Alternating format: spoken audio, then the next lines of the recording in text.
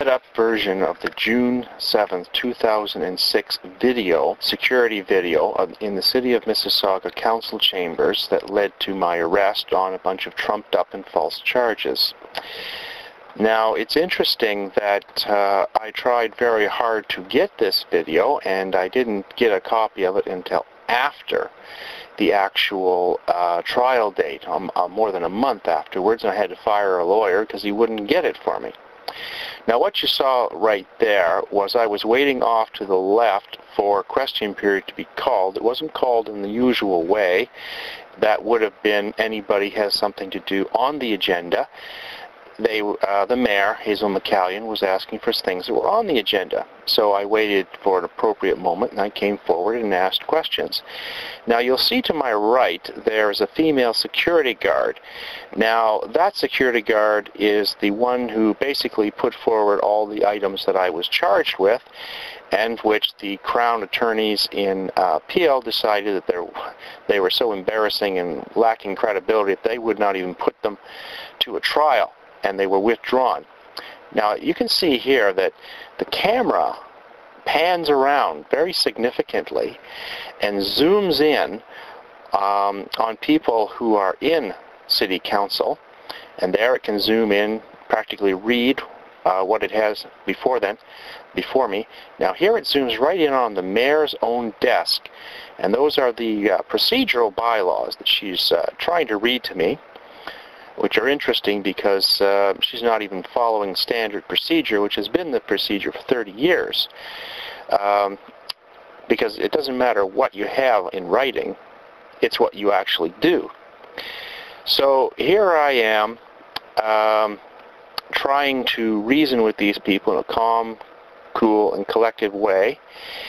And as you can see, the security guard there, she starts coming around as I've never seen it in the past, trying to get right close to me in a very intimidating fashion. And this has never happened before. Now, and the mayor is in charge of the meeting by law, and only she is the one who can expel a person for unruly behavior. It's her call, no one else's. But all of a sudden, that security guard seems to be taking it upon herself to be coming after me. And it's also interesting that the Cable 10 video doesn't show how she comes up within about 6 or 7 feet of me, here she comes, and stands there and glares at me as if she's ready to pounce on me. And when you watch the Cable 10, you can hear that, you know, there's a reasonable discussion going on. Now look at how close that zooms in on the mayor. Yeah, I mean, that's shocking. There's also a letter right beside her that was, you can see the Peel Police letterhead on, and you kind of wonder what that was about too. So anyways, we have this discussion. We're not getting anywhere. And the mayor asked to speak to Mr. Wills, who is obviously to my left and acting very agitated, far more than I am. And of course, behind me, down in the lobby, you can see shadows of people just standing there off in the distance. Now, Mr. Willis comes forward and says he comes bearing peace, which of course is responded to with a security guard and a termite coming right up behind him. And eventually he, like myself, was thrown out of the building. First we were told to get out of council chambers, and then when we left there, well, we were told to get right out of the building. And he tries to talk to people, tries to reason with them, not getting anywhere.